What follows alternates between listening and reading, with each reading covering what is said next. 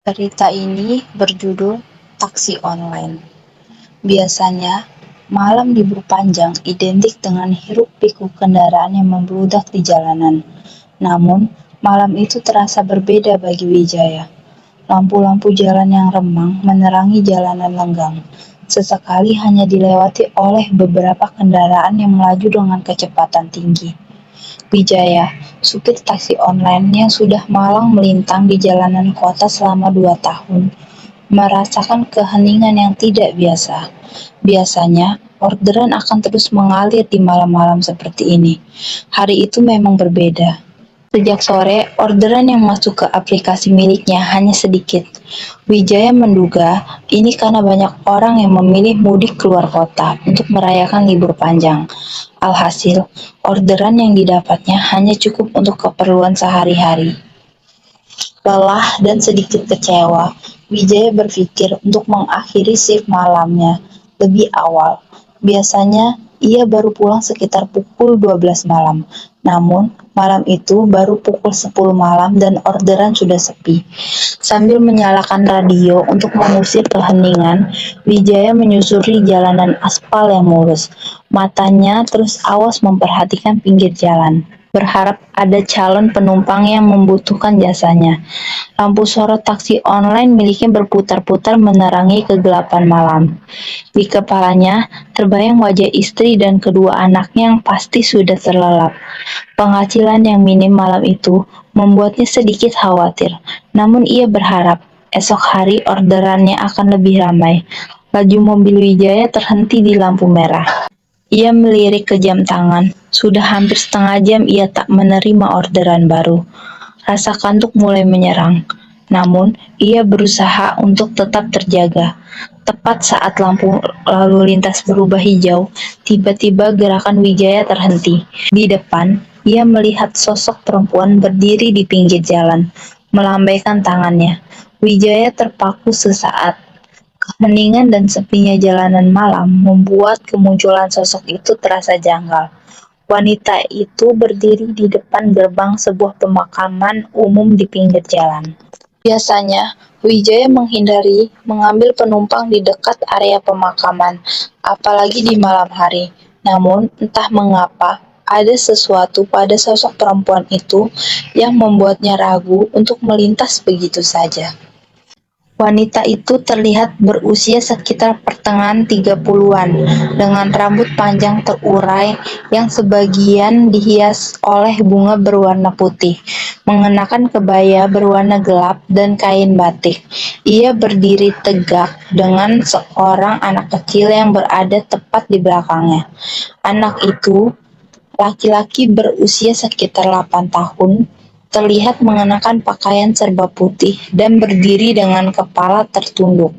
Keraguan Wijaya tercampur dengan rasa iba. Malam begitu gelap dan sunyi, apalagi di depan pemakaman. Apakah pantas ia membiarkan seorang perempuan dan anak kecil sendiri di tempat seperti itu?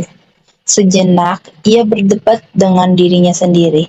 Ia melirik dompetnya yang ditaruh di kursi samping, terisi uang yang belum seberapa. Penghasilan malam ini memang minim, dan mungkin ini kesempatan untuk mendapatkan tambahan, meskipun offline, tidak lewat aplikasi. Menarik napas dalam-dalam, Wijaya memutuskan untuk menepikan mobilnya di pinggir jalan tepat di dekat perempuan itu.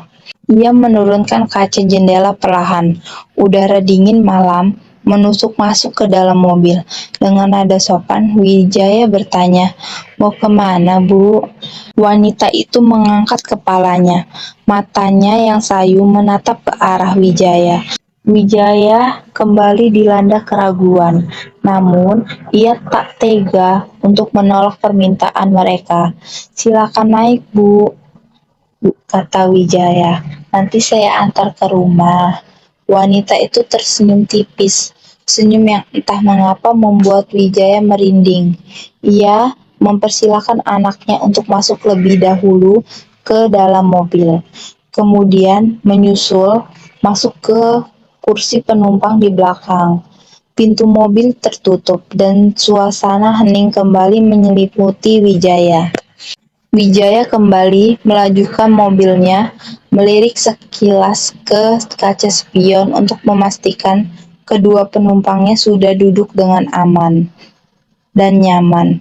Melalui kaca spion itu, ia melihat anak laki-laki tersebut masih tertunduk.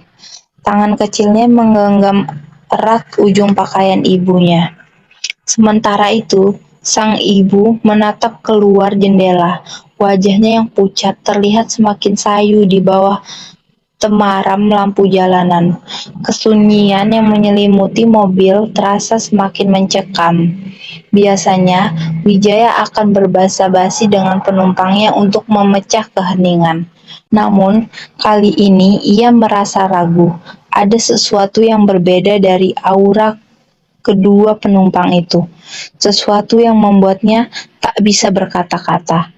Suasana dingin yang menusuk ke dalam mobil semakin menambah keanehan.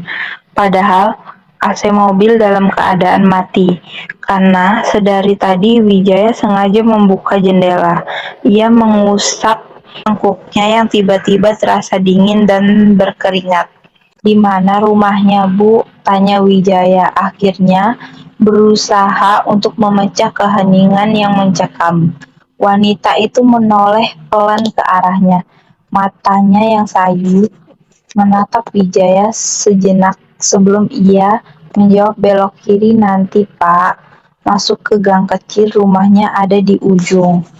Wijaya mengikuti petunjuk yang diberikan. Lampu jalan semakin jarang dan jalanan yang dilalui semakin sempit. Ia melirik kembali ke arah kedua penumpangnya. Anak laki-laki itu masih tak bergeming, kepalanya tertunduk semakin dalam.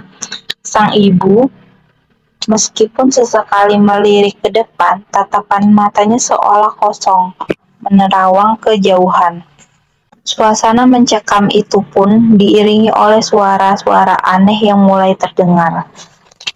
Desisan angin yang seolah membisikkan sesuatu, gesekan ranting pohon di kejauhan, dan suara langkah yang samar-samar seperti mengikuti laju mobil Wijaya. Bulu kuduk meremang dan Wijaya tak kuasa untuk tidak menginjak pedal gas lebih dalam. Ingin segera sampai ke tempat tujuan. Setelah melewati beberapa tikungan dan gang sempit, wanita itu kembali memberi instruksi. "Belok kanan di depan, Pak. Rumahnya ada di sebelah pohon beringin besar itu." Wijaya mengikuti petunjuk yang diberikan meskipun hatinya semakin diliputi rasa was-was. Jalanan yang dilaluinya semakin gelap dan sunyi. Rumah-rumah yang terlihat hanya beberapa, dan itu pun tampak remang-remang seperti tak berpenghuni. Akhirnya, mobil Wijaya terhenti di depan sebuah rumah tua yang terlihat kumuh. Rumah tersebut beratap seng yang sudah berkarat. Dindingnya kusam, dipenuhi lumut, dan halamannya dipenuhi rumput liar yang tumbuh tak terurus. Dan tepat di samping rumah itu berdiri tegak pohon beringin tua yang rindang. Ranting-rantingnya menjuntai ke bawah seperti jemari yang sedang mencakar. Suasana mencengkam semakin memuncak. "Ini rumahnya, Pak," ucap wanita itu pelan. Wijaya melongok melihat rumah yang ditunjuk wanita itu. Tidak seperti yang dibayangkan. Rumah itu jauh dari kata layak huni. Bangunan tua bercat kusam dengan lumut yang merambati dinding itu tampak terbengkalai.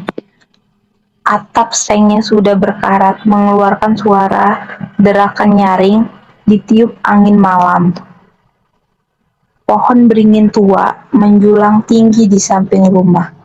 Dahan-dahannya yang besar dan meliuk-liuk seperti tangan kurus yang terentang seakan ingin meraih sesuatu.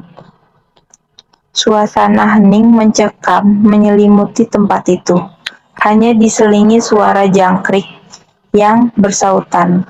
Keraguan dan rasa takut yang selama ini ia tahan Mulai memuncak. "Apa ibu yakin ini rumahnya?" tanya Wijaya dengan suara bergetar. Wanita itu hanya mengangguk pelan.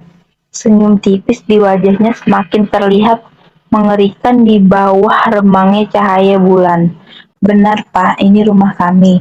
Tanpa menunggu Wijaya menjawab, ia membuka pintu mobil dan menggandeng tangan anaknya yang masih tertunduk. Wijaya semakin curiga.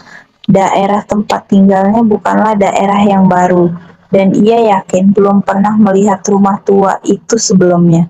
Ia teringat dengan lokasi yang tak jauh dari pemakaman.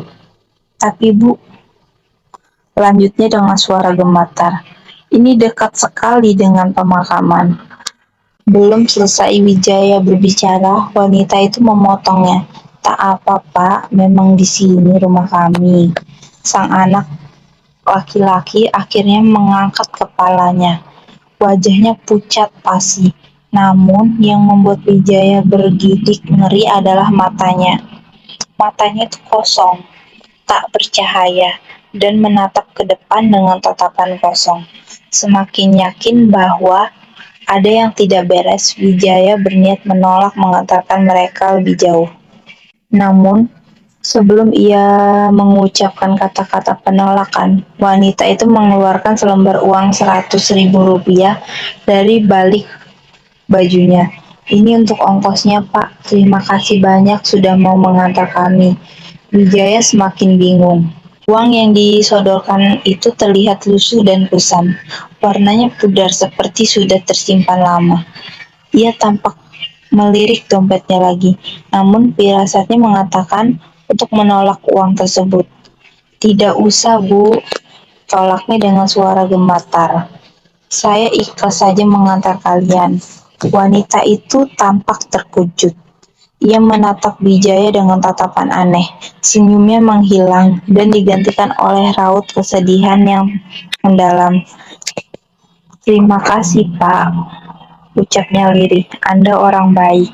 Tanpa menunggu jawaban Wijaya lagi, wanita itu menarik tangan anaknya dan berjalan menuju gerbang pemakaman yang terletak persis di seberang jalan dari rumah tua tersebut. Wijaya ternganga melihat mereka berdua melangkah masuk ke dalam pemakaman. Bulu kuduknya meremang, rasa dingin menjalar di sekujur tubuhnya. Ia memerhatikan mereka berjalan semakin jauh ke dalam pemakaman yang gelap. Lampu jalan tidak sampai ke arah pemakaman, sehingga di dalam sana hanya terlihat hamparan batu nisan yang samar-samar. Wijaya ingin teriak, ingin mencegah mereka, namun lidahnya keluh dan suaranya tercekat di tenggorokan. Tak lama kemudian, kedua sosok itu menghilang di telan kegelapan pemakaman. Wijaya terpaku, matanya menatap ke arah pemakaman itu dengan perasaan takut dan bingung bercampur aduk. Detik-detik berlalu, bagian jamuran yang tumbuh di kegelapan. Wijaya masih terpaku menatap ke arah pemakaman yang telah menelan sosok perempuan dan anak laki-laki itu.